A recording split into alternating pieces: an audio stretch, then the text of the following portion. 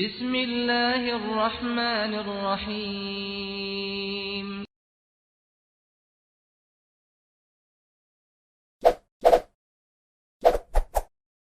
Subscribe, like, and share. Assalamualaikum warahmatullahi wabarakatuh. Waalaikumsalam warahmatullahi wabarakatuh. Alhamdulillah wa syukrulillah wa la hawla wa la quwwata illa billah. Asyhadu an la ilaha illallah wahdahu la syarika lah wa asyhadu anna Muhammadan abduhu wa rasuluhu la nabiyya ba'da. Allahumma salli ala nabiyyina Muhammadin wa ala alihi wa ashabihi wa man tabi'ahum bi ihsanin ila yaumil qiyamah. Alhamdulillah, malam hari ini kembali kita dipertemukan Allah Subhanahu wa taala. Semoga pertemuan kita pada malam hari ini mendapatkan rahmat, maghfirah dan barokah dari Allah Subhanahu wa taala. Salawat dan salam kita haturkan kepada junjungan kita Nabiullah Muhammad sallallahu alaihi wasallam, kepada para keluarga, para sahabat dan para pengikut beliau ila yaumil qiyamah. Materi kita pada malam hari ini adalah Rabbaniyatud Da'wah. Kita mulai dengan kisah yang dikemukakan oleh Ibnu Ishaq dan Al-Baihaqi yang bersumber dari Ibnu Abbas. Ibnu Abbas menceritakan Abu Rafi Al-Qarazi itu nama salah satu rombongan di antara pendeta Yahudi dan Nasrani. Mereka semua dari suku Najran yang mereka berkumpul di hadapan Rasulullah Sallallahu Alaihi Wasallam, yang saat itu Rasulullah Sallallahu Alaihi Wasallam mengajak mereka untuk masuk dalam agama Islam. Nah, jadi ini kisahnya adalah para pendeta Yahudi dan pendeta-pendeta Nasrani yang berasal dari suku Najran. Mereka berkumpul mengelilingi Rasulullah SAW, yang saat itu Rasulullah SAW mengajak mereka untuk masuk dalam agama Islam. Salah seorang di antara mereka, Abu Rafi Al-Qarazi, itu berkata, "Aturidu ya Muhammad, an na'budaka kama ta'budun Nasara Isa bin Maryam." Yang artinya adalah, apakah kamu ingin, wahai Muhammad, supaya kami ini menyembah kamu sebagaimana orang-orang Nasrani menyembah Isa, putranya Maryam.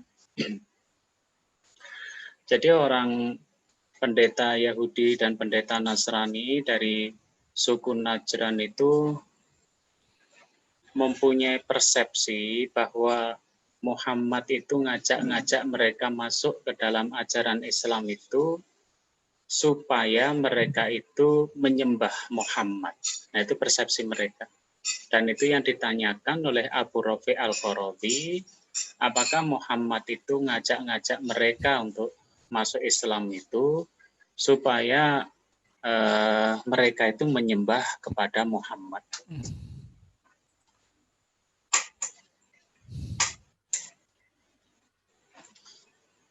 Ini kipasnya saya nyalakan, kalau ada gangguan suara disampaikan ya. Nah, kemudian Rasulullah SAW itu menjawab, ma'adallah, an na'buda ghairallah, au an na'mura bi'ibadati ghairihi, ma bidzalika ba'atsani, wala bidzalika amaron. Aku berlindung kepada Allah, ya, dari an-na'buda ghairallah, dari menyembah kepada selain Allah. Nah, itu jawaban Rasulullah SAW ketika ditanya, apakah engkau itu ngajak kami masuk Islam supaya kami menyembah engkau? seperti orang Nasrani menyembah Isa bin Maryam.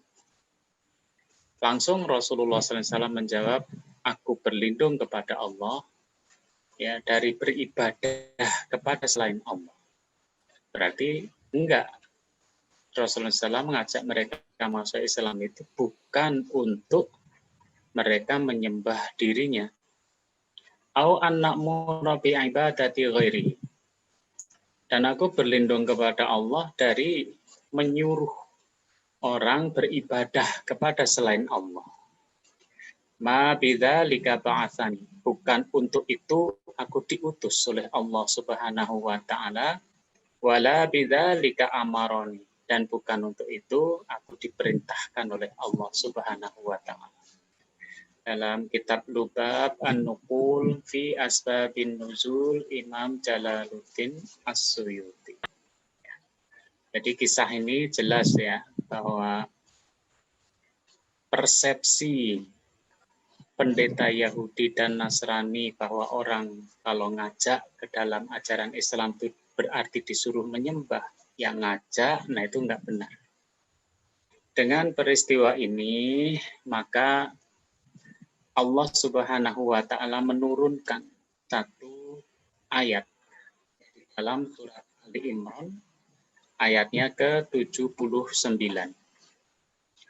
Allah Subhanahu wa taala berfirman, "Ma kana li basyarin ayyutiyahul kitaba wal hukma wan nubuwah thumma yaqula lin-nasi kunu ibadan li min dunillah walakin kunu rabbaniyina bima kuntum tu'allimunal kitaba wa bima kuntum tadrusun."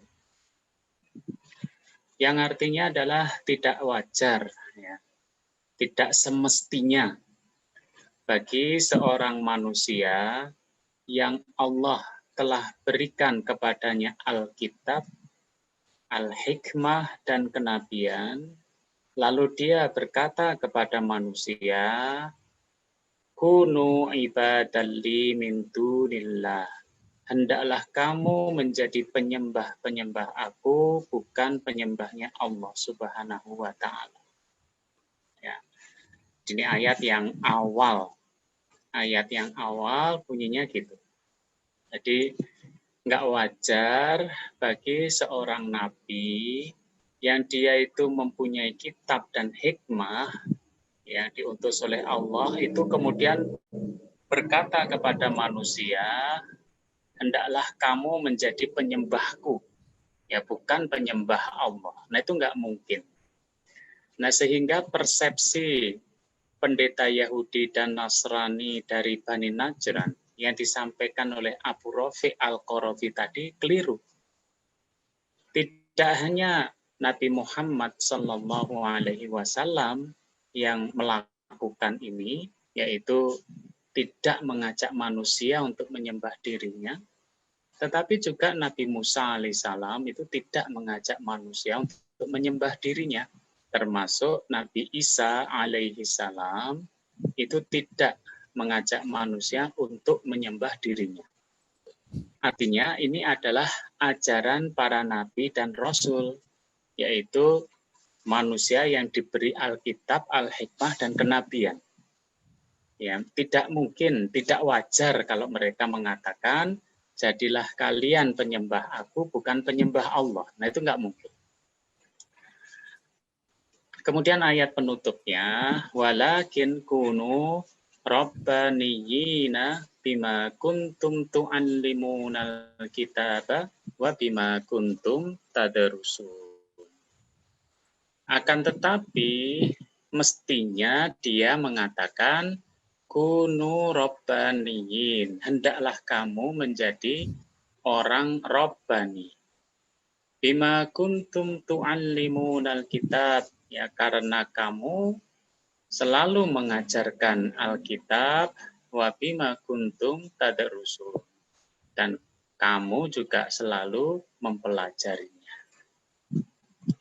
Nah, ini ayat yang turun karena peristiwa tadi. Nah, sekarang coba kita bahas, semoga tidak semakin bingung ya, tetapi semakin jelas ayat ini, yaitu surat Ali Imran ayat yang ke-79. Pembahasan ayat yang pertama yang tadi sudah kita baca, yaitu makana li basyarin ayyutiyahumul kitaba wal hukma wan nubuwah summa yaqula linnasi kunu ibadalli min dunillah. Yang artinya tidak wajar, tidak semestinya bagi seorang manusia yang Allah Subhanahu wa taala telah berikan kepadanya Alkitab, Al-Hikmah dan kenabian, kemudian dia berkata kepada manusia, hendaklah kamu menjadi penyembah-penyembahku, bukan penyembah Allah. Surat Ali Imran ayat 79, ayat yang awal. Nah, kita bahas yang ini. Ya, pertama menurut Ibnu Zaid, makna ayat ini adalah la ad'ukum ila antakunu ibadalli, yaitu tidaklah ya aku itu mengajak kalian untuk menjadi penyembahku. Nah, ayat itu maknanya gitu. Jadi aku, kalau di situ kan Rasulullah SAW itu tidak mengajak kalian menyembahku. Kalau sekarang kita mengajak manusia untuk masuk ke dalam Islam, itu sama. La ada'ukum ila antakunu ibadalli. Ya, si kita ini tidak mengajak manusia untuk menyembah kita. Walakin ad'ukum ila antakunu mulukan wa ulama'an.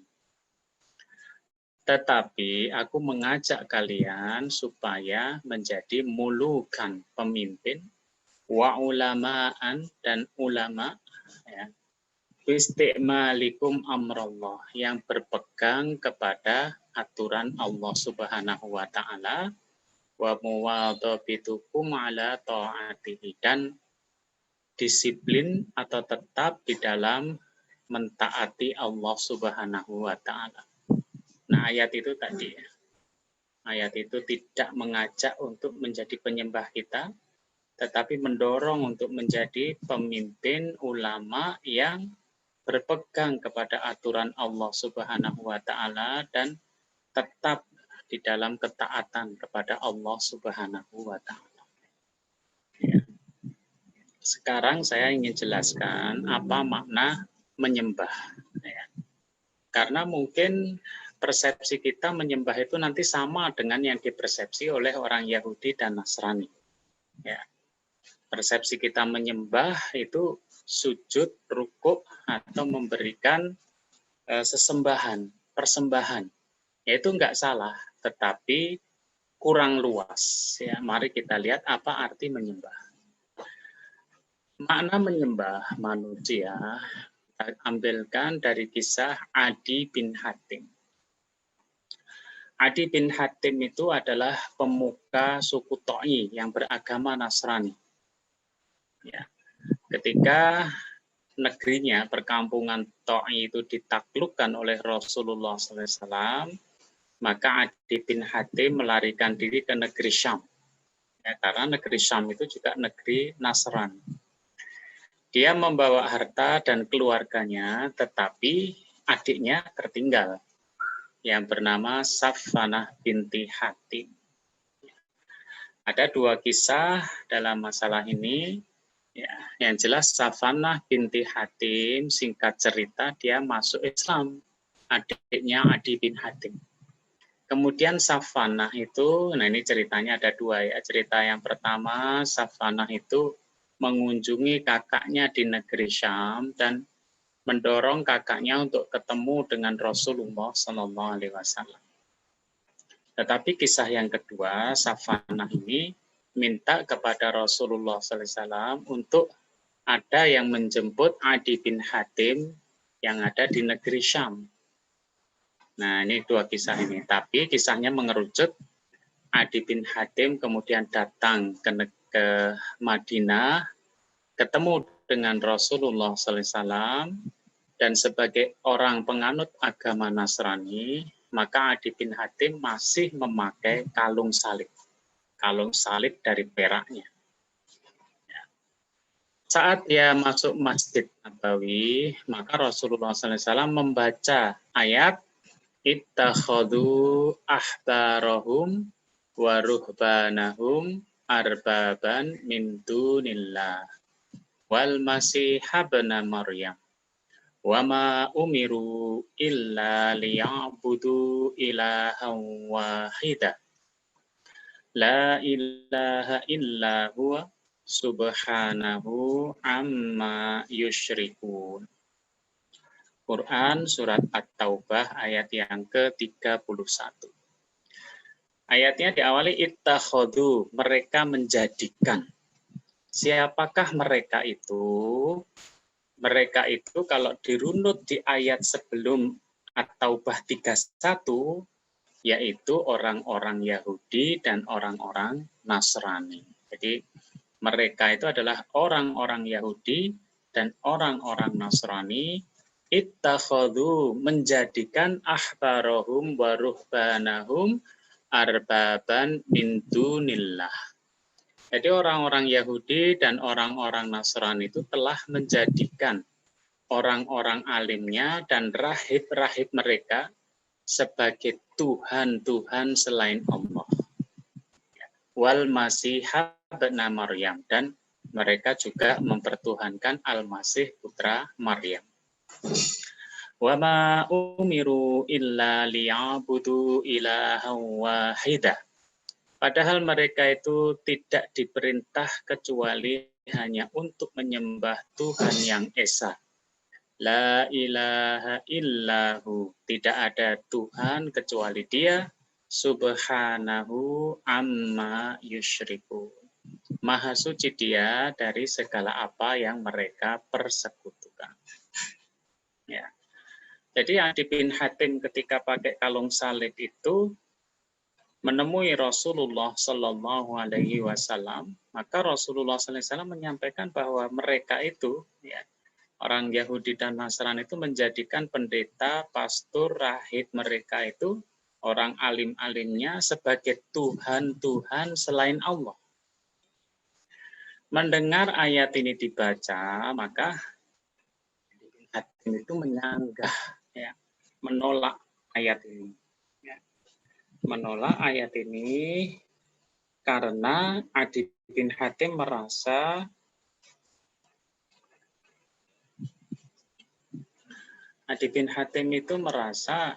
bahwa mereka sebagai orang Yahudi dan orang Nasrani itu tidak pernah menyembah kepada pendeta, rahib, pastor mereka.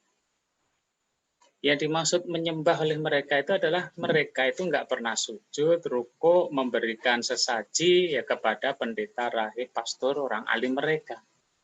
Kenapa ayatnya berbicara seperti itu? Berarti ayat itu kan menuduh mereka nyembah rahib, pastor, orang alim mereka. Maka Rasulullah SAW menjawab sanggahan dari Adi bin Hatim tadi dengan sabdanya, bala, benar, kalian itu nggak sujud, nggak rukuk, nggak memberikan sesaji kepada pastor, rahib, pendeta, orang alim kalian. Tetapi innahum harramu alaihimul halala.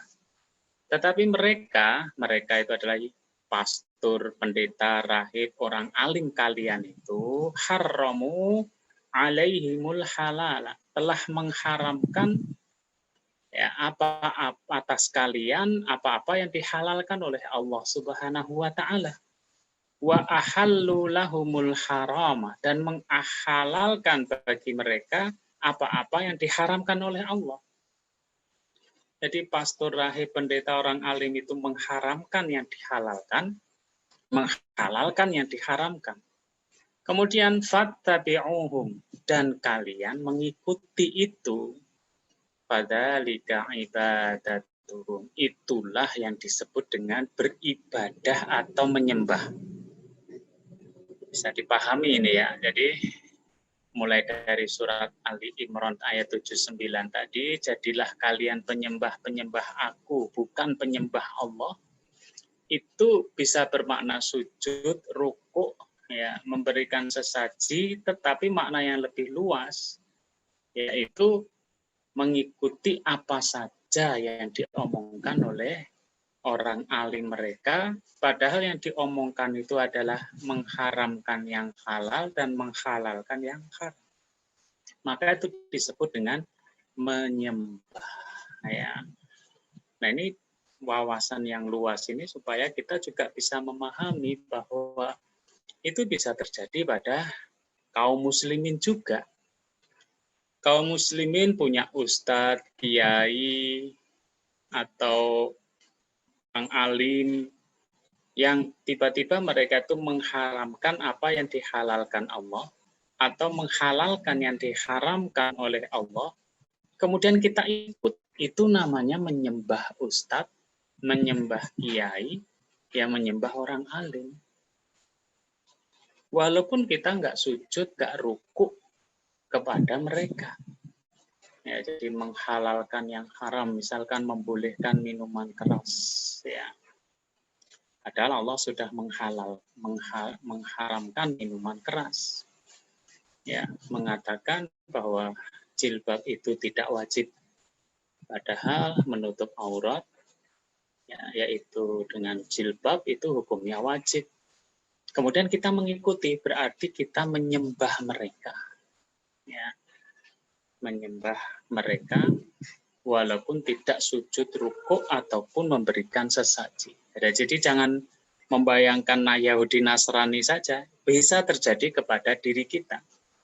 Atau kita tidak menyangkut agama, tetapi kita mempunyai tokoh yang sangat kita sanjung sampai apapun kita ikuti dia.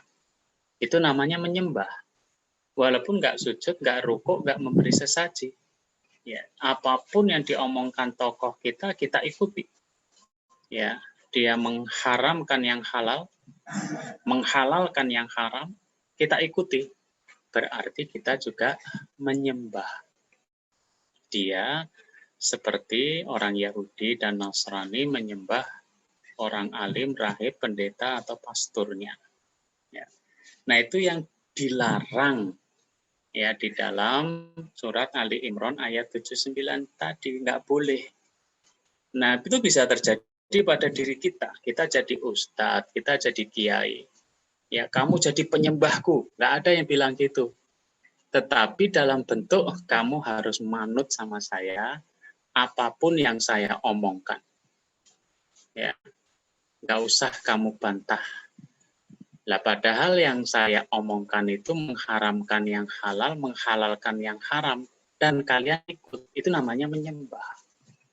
Ya, jadi nggak bisa seperti itu seorang ustadz, seorang kiai, seorang yang alim melakukan hal itu, ya nggak boleh.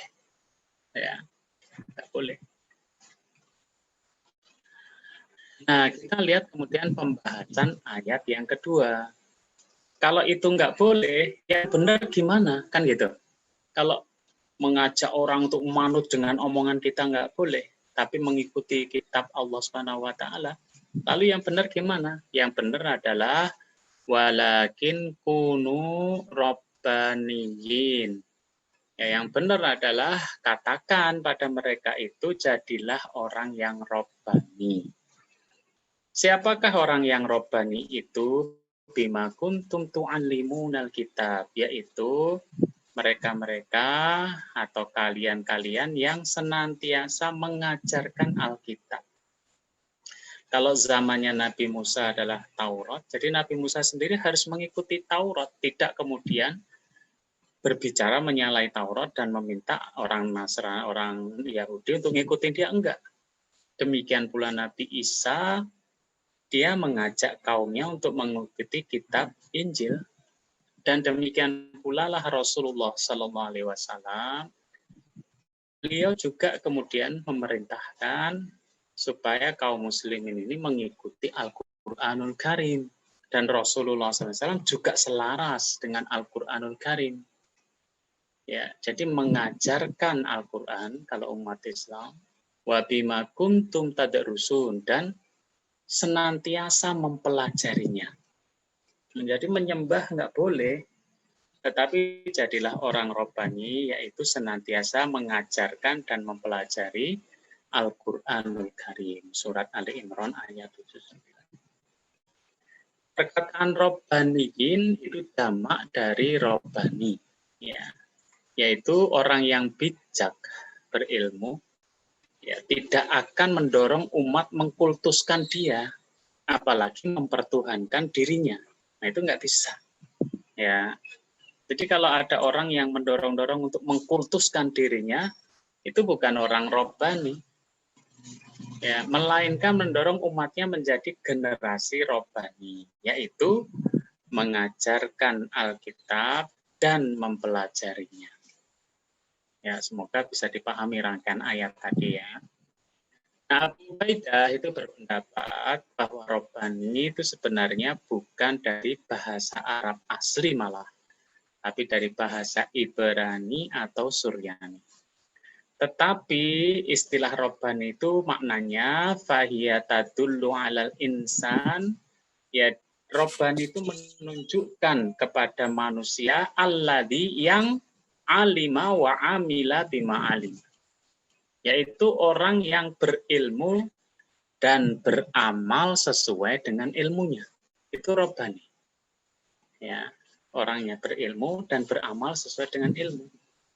Wastaghala bita'limi turuqil khair, dan menyibukkan diri untuk mengajarkan jalan kebaikan. Nah, itu namanya robbani. Jadi jangan ngajak orang untuk kultus individu sama kita. Jangan mengajak orang untuk menyembah kepada kita. Ya, tetapi marilah kita ini mengajak untuk orang-orang itu berilmu dan beramal berdasarkan ilmunya, dan kemudian menyibukkan untuk mengajarkan jalan kebaikan. Ya. Sedangkan Ibnu Abbas itu mendefinisikan robbani, jadi kunu robbaniin, jadilah kalian generasi robbani, itu adalah ulama. Ulama itu penyantun, lembut, bijaksana. Fuqaha, orang yang faqih, yang dalam ilmunya. Wa yuqal ar-rabbani, dan disebut rabbani alladzi yurabbiyun nas bisigharil ilmi qabla kibari. Ya, yang disebut dengan rabbani itu adalah mendidik, mengurus manusia dengan berbagi ilmu sejak dini. Ya. Nah, jadi bisa membayangkan yang satu itu mengajak orang untuk kultus pada dirinya, tetapi yang satu adalah mengajak, mendidik, mengurus manusia supaya dia menguasai ilmu. Apakah ilmu itu teori? Ilmu teori itu yang terbaik adalah ilmu yang dipraktekkan, diamalkan. Dan ilmu yang diamalkan yang terbaik adalah yang ikhlas dalam mengamalkannya. Dan tadi sudah bicara robbani. Prakteknya gimana? Prakteknya di ayat terakhir. Ya kita ulangi lagi. Bima kuntum tu'allimunal kitaba wa bima kuntum tadrusun. Karena kamu selalu mengajarkan Alkitab dan dikarenakan kalian selalu mempelajarinya, yaitu mengajarkan dan mempelajari Alkitab. Surat Ali Imran ayat 79 tadi ya. Nah ini terangannya orang yang mengajarkan Al-Quran dan mempelajarinya secara mendalam tidak akan membiarkan umatnya untuk kultus individu kepadanya, apalagi memerintah untuk menyembah. Tetapi ayat ini adalah ya, kalau ada orang yang senang dikultuskan, maka sebenarnya orang itu tidak memahami isi dari Al-Quranul Karim. Ya, jadi kita jangan dikultuskan. Nah, praktek orang robbani dari ayat surat Ali Imran ayat 79 tadi adalah bima kuntum tu'allimunal kitab, yaitu karena kalian selalu mengajarkan Al-Quranul Karim. Yang mengajarkan itu orangnya disebut murabbi. Ya. Wa bima kuntum tadrusunal kitab, yaitu mempelajarinya orangnya disebut mutarabbi. Ya. Masih ada keterangan yang pertama, ayat ini tadi ada keunikannya. Apakah keunikannya? Keunikan yang pertama adalah ada keterangan waktu yang bergabung. Kuntum itu keterangan waktunya mestinya madi past tense yang sudah lewat. Ditambah tu'allimun itu present continuous tense atau dia itu fi'il mudhari.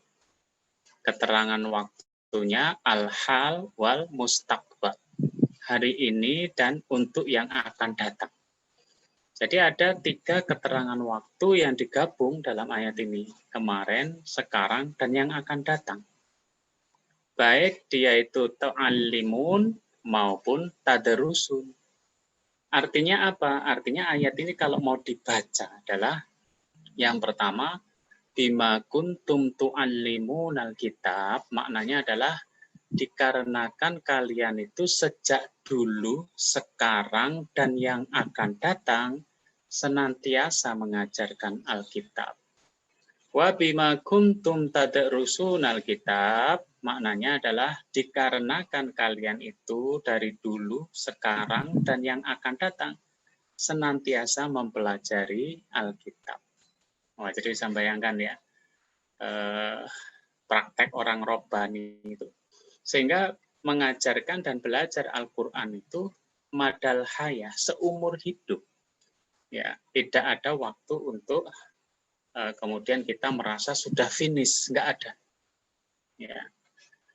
Yang kedua, fiilnya jamak, ya, tu'allimun tadarusun jamak. Nah, jamak itu kalau di dalam bahasa Arab berbeda dengan bahasa Inggris dan bahasa Indonesia. Kalau di dalam bahasa Inggris atau bahasa Indonesia, jamak itu 2 orang. Tetapi kalau bahasa Arab, jamak itu minimal 3 orang.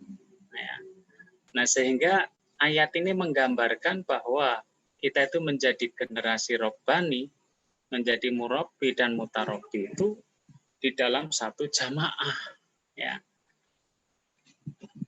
Ya, jamak di dalam satu jamaah, tidak privat, less privat, ya kan? Ya. Nah, seperti itu sehingga kita itu mestinya menjadi murabbi dan mutarabbi. Kalau kita sekarang jadi ustadz, mestinya sekaligus juga menjadi santri. Kalau kita itu sekarang menjadi santri, sekaligus kita juga menjadi ustadz. Jadi kita itu ustadz sekaligus santri, santri sekaligus ustadz. Kita mengajarkan dan belajar, kita juga belajar dan mengajar. Nah, kemudian al-murabbi. Ya, murabbi ini kan dia sekedar guru ngaji atau transfer ilmu akademik. Ya. Tapi seorang murabbi itu ada 4 hal yang harus diupayakan muncul di dalam dirinya. Yaitu pertama, hakul walid birrabitatil qalbiyah. Ya. Dia menduduki posisi orang tua di dalam ikatan hati. Bisa jadi mutarabbi itu orang yang tidak memiliki ikatan nasab dengan kita. Famili bukan, keluarga bukan. Bukan pula mereka itu orang yang dekat dengan kita, misalkan tetangga atau teman komunitas, bukan. Tetapi ketika dia menjadi mutarabbi kita, maka mestinya kita menempatkan diri sebagai orang tua di dalam ikatan hati dengan mereka. Tidak sekedar senior, tidak sekedar orang yang lebih tua, tidak sekedar orang yang punya jabatan sebagai guru, tetapi ikatan hatinya adalah seperti orang tua kepada anaknya. Kemudian yang kedua, al-ustad bil ifadatil ilmiyah, yaitu posisinya sebagai guru akademis di dalam fungsi atau manfaat ilmiah, manfaat pengajaran. Nah, jadi kita punya ilmu yang kita turunkan kepada mutarabbi kita. Apakah ilmu itu ilmu teori, apakah ilmu praktek, apakah life skill, itu yang kita ajarkan kepada mereka. Ya, jadi murabi itu juga ustadz, ya, orang yang memberikan ilmu kepada mutarobinya. Jadi tidak kosongan, ya, nggak punya ilmu apa-apa. Yang ketiga, asyaikh bitarbiyatir ruhiyah. Dia menjadi syekh, posisinya di dalam aspek pendidikan rohani. Ya. Menjadi syekh, syekh itu bisa seperti rahib, ya, seperti pendeta gitu, bitarbiyatir ruhiyah, di dalam pendidikan rohani, di dalam kedekatan dengan Allah Subhanahu wa taala, di dalam ritual-ritual ibadahnya, ya, di dalam kelezatan kholwatnya, ya, itu dia posisinya menjadi teladan, yaitu syekh. Yang keempat, al-qaid bi hukmi siyasatil ammah lid-da'wah. Dia menjadi panglima, ya, di dalam aspek kebijakan strategis umum di dalam dakwah, atau menjadi panglima di dalam kebijakan strategi dakwah secara umum. Bisa jadi diartikan gitu. Ya, jadi seorang murabi, ya, punya 4 itu. Dia menjadi panglima, dialah yang mengontrol anak buahnya, perkembangannya bagaimana, kapasitasnya gimana, ya kan? Mengambil keputusan ya atau tidak. Ya, jadi murabi itu mempunyai 4 kriteria. Sedangkan al-mutarabbi setidaknya seperti yang dikatakan oleh Sayyidina Ali, ya. Ala lan tanalal ilma illa bijiddatin. Ingatlah, kamu tidak akan bisa meraih ilmu kecuali melalui 6 hal. Sa'unbika an majmu'iha bibayanin. Aku akan memberitahukan kepada kamu penjelasan semuanya. Pertama adalah zakain, dua hirsin, keinginan yang kuat. Yang ketiga istibarin, sabar. Yang keempat bulghohin, biaya. Yang keenam irsyadi ustadin, bimbingan ustad. Dan yang terakhir tulu zamanin, waktu yang lama. Jadi kalau kita jadi mutarobi, menjadi santri, mestinya kita itu cerdas. Cerdas itu ada yang jenius, ada yang karena belajar. Yang karena jenius itu persentasenya sangat kecil. Jadi cerdas itu mayoritas karena belajar. Ya. Harus punya keinginan yang kuat, ya, untuk menggali ilmu. Sabar, ya, karena banyak tantangan. Salah satunya kemalasan. Bulghohin, ya, ada sesuatu yang mencapai sana. Kalau perlu beli buku, kitab, buku tulis, alat tulis, ongkos perjalanan, ya. Irsyadu ustadin, ada bimbingan dari ustad, karena ada banyak ilmu yang kita tidak bisa memahami dengan membaca sendiri. Ya, watulu zamanin, dan waktunya lama, jangan tergesa-gesa. Seolah-olah pengen hari ini belajar, besok sudah menguasai semuanya. Itu enggak. Nah, itu yang bisa saya sampaikan, ya, tentang robbaniyatut dakwah, ya. Jadi robbaniyatut dakwah itu puncaknya adalah kita menjadi murabi dan mutarabbi. Kurang lebihnya saya minta maaf, saya kembalikan pada pembawa acara. Assalamualaikum warahmatullahi wabarakatuh. Waalaikumsalam warahmatullahi wabarakatuh.